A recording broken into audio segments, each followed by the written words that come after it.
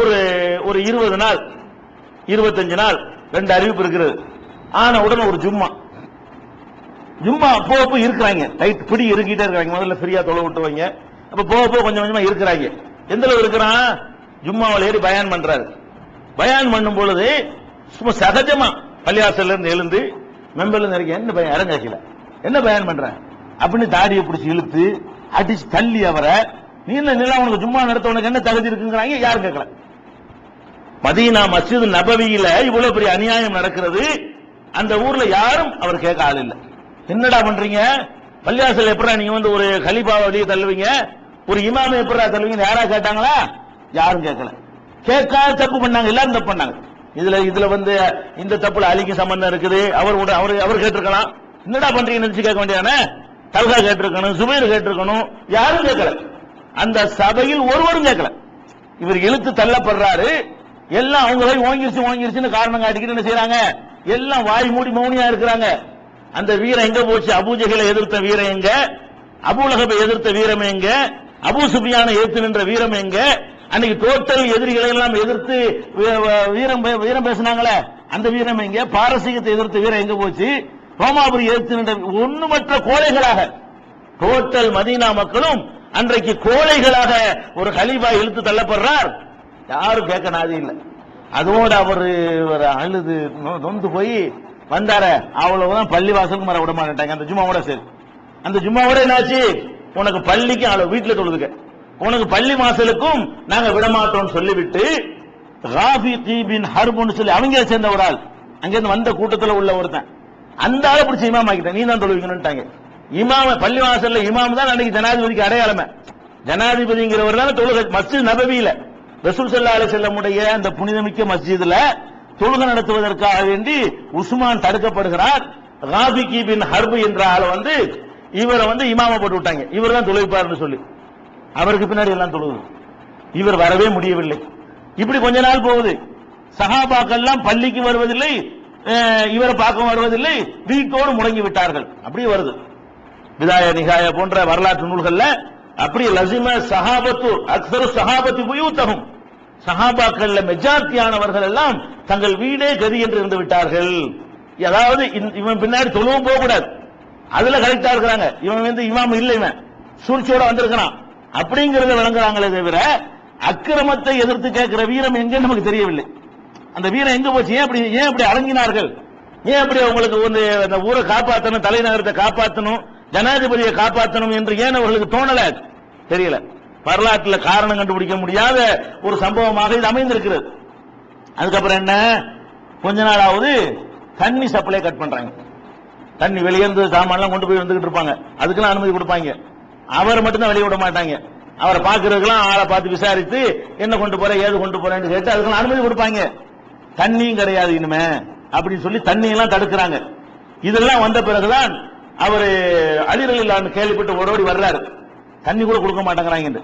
உடனே என்ன பண்றாருன்னு கேட்டா, அவர் வந்து தன்னுடைய மகன் ஹசனை ஹுசனையும், நீங்க 2 பேரும் போய் உஸ்மானுக்கு பக்கத்தில் நின்றுக்கிறீங்க, என்ன செய்யலாம் பார்ப்போம் அப்படிதான் சொல்றாரு. நீங்க உஸ்மானுக்கு எது தண்ணி கொடுக்காத அளவுக்கு வந்துட்டாங்க, எதுவும் பிரச்சனை ஆயிரும், நீங்க போய் நில்லுங்கன்னு தன்னுடைய 2 மகனையும் அலி ரலியல்லாஹு அன்ஹு அனுப்பி வைக்கிறாங்க. ஏன்னா ஹசன் ஹுசன் ஒண்ணு பண்ண மாட்டாங்க. அவங்க நினைக்கிறாங்க நமக்கு அலி சப்போர்ட் நினைக்கிறதுனால ஹசன் ஹுசைன் ஒண்ணும் பண்ண மாட்டாங்க. உஸ்மான் மேலதான் அவங்களுக்கு கோபம். அதே மாதிரி சுபைருடைய மகன் அப்துல்லா இப்னு சுபைர் அவர் வந்து அவங்க அனுப்பி வைக்கிறாங்க. அம்ருல் ஆஸ் அவர்கள் தன்னுடைய மகன் அப்துல்லாவை அனுப்பி வைக்கிறாங்க. இந்த 4 பேர் மைக்காவலர்களா நிக்கிறாங்க. அப்துல்லா இப்னு அம்ருல் ஆஸ் ஒரு ஆளு, அப்துல்லா இப்னு சுபைர் ஒரு ஆளு, ஹசன் ரலியல்லாஹு அன்ஹு ஒரு ஆளு, ஹுசைன் ரலியல்லாஹு அன்ஹு ஒரு ஆளு. இந்த 4 பேரும் உஸ்மானுக்கு பக்கபலமா காவலா நிக்கிறார்கள். இவங்க தண்ணியையும் தடுக்கிறாங்க. அப்ப நேர அலி ரலியல்லாஹு வந்து, என்னடா நீங்க பாரசீக ரோமாபுரி ஆட்களாவது பரவாயில்லையே, வெளியே நின்று சத்தம் போடுறாரு. உஸ்மானுடைய வீட்டுக்கு வந்து அவங்களாவது பாரசீக ரோமாபுரி ஆட்களையாவது யாரையாவது கைது பண்ணுவாங்க, சோத்த போடுவாங்க, கண்ணியமா நடத்துவாங்க, தண்ணியை கொடுப்பாங்க, கைது தான் பண்ணுவாங்க. நீங்க அதை விட கீழ்த்தரமா நடக்கிறீங்க. இந்த மனிதருக்கு நீங்கள் செய்யற மாதிரி அவங்க கூட செஞ்சதில்லை. நீங்க எல்லாம் முஸ்லீம்களா, இஸ்லாமிய பண்பாட்டில் உள்ளவர்களான்னு சொல்லி அவங்கள்ட்ட ஃபைட் பண்ணி உள்ள தண்ணி கொண்டு போறாரு. அவர் ஒண்ணும் செய்ய மாட்டார், பேசத்தான் செய்யறாங்க. அலி மேல அவங்களுக்கு கோவம் வர மாட்டேங்குது. என்னதான் இருந்தாலும் அலி ரங்கா கண்ணாமண்ணு திட்டி விட்டு என்ன செய்யறாரு, அவங்க கேள்வி பண்ண கிண்டல் பண்ண அவர் வாட்டுக்கு வெளில அவர் வந்து தண்ணியை கொண்டு போய் கொடுக்கிறார். இந்த மாதிரி தண்ணீரையும் தடுத்து கொண்டு இருக்கிறார்கள். இந்த நேரத்தில் என்ன ஆகுதுன்னு கேட்டா ஹஜ்ஜுடைய காலம் வருது, ஹஜ்ஜு செய்ய வேண்டிய காலம் வருது. இப்ப இதெல்லாம் நடக்குது ஷவ்வால்ல, துல்காதா துல்காதால புறப்பட்டதான் ஹஜ்ஜெல்லாம் செய்ய முடியும். அப்ப ஹஜ்ஜுக்காக வேண்டிய எல்லாரும் ஆயத்தப்படணும்னா உடனே ஜனாதிபதி தான் ஹஜ்ஜுக்கு ஆட்களை எப்பவும் கூட்டிட்டு போவார். அவர் தான் குத்பா நடத்துவாரு. அவர் தலைமையில் தான் ஹஜ்ஜுடைய எல்லா கிரிகையும் நடத்தப்படும். இப்படித்தான் அந்த காலத்திலிருந்து நடந்து கொண்டிருக்கிறது. அப்ப ரசூலுல்லாஹ்வுக்கு பிறகு அபூபக்கர் செஞ்சாங்க, அபூபக்கருக்கு அப்புறம் உமர் அதை செஞ்சாங்க, உமருக்கு அப்புறம் 10 வருஷம் உஸ்மான் அதை செஞ்சுட்டு இருந்தாங்க. இப்ப முற்றுகையா இருக்கிறாரு. அப்ப கூட அவர் என்ன நினைக்கிறாரு, இப்னு அப்பாஸ் கூப்பிட விடுறாரு. இப்னு அப்பாஸ் தடுக்க மாட்டாங்க, கூப்பிட விட்டவன ஆளு சொன்னவன வந்துடுறாரு. இந்த மாதிரி ஹஜ்ஜி விஷயம் இருக்கிறது, வழக்கமா அந்த கடமை என்னை முற்றுகையிட்டாங்க, தொழுகைக்கு போக கூடாதுட்டாங்க, நீ தலைமை தாங்கி மக்களை ஹஜ்ஜுக்கு நீ வந்து அங்க போய் எல்லா கிரிகள் நீ உன் தலைமையில செஞ்சுக்க அப்படின்னு அனுப்புறாங்க. இல்ல இல்ல நீங்க இந்த இருக்கிற நிலையில உங்களை விட்டு நான் போக மாட்டேன், நீங்களே ரொம்ப மோசமான நிலையில் இருக்கிறீங்க, உங்களை விட்டு நான் போக மாட்டேன்.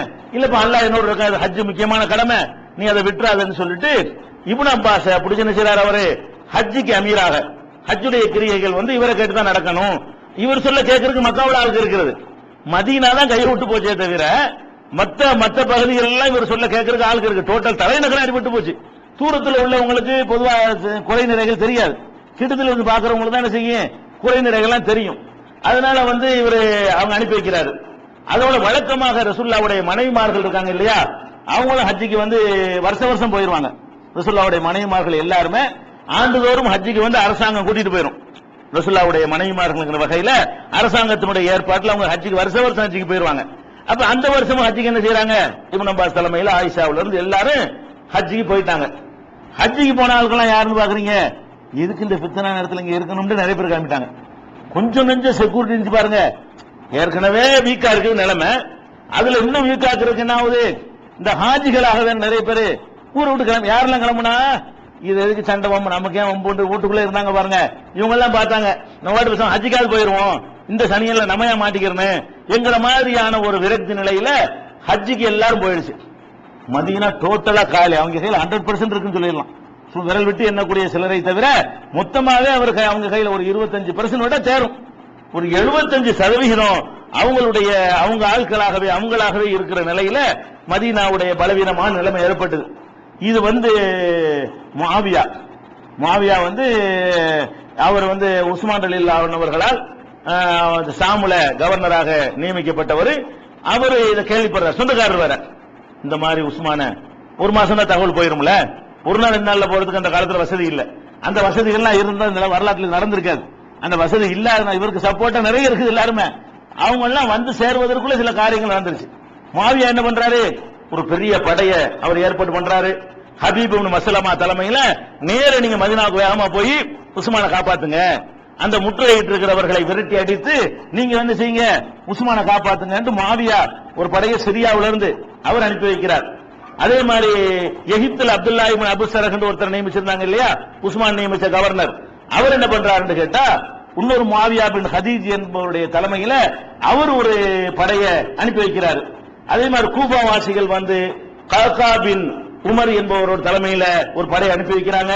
அதே மாதிரி பஸ்ரா மாகாணத்திலிருந்து முஜாஷி என்பவருடைய பெயர்ல தலைமையில ஒரு படை 4 ஏரியாவில் இருந்து 4 படை வருகிறது, மதீனாவை காப்பாற்றுவதற்காக வருகிறது.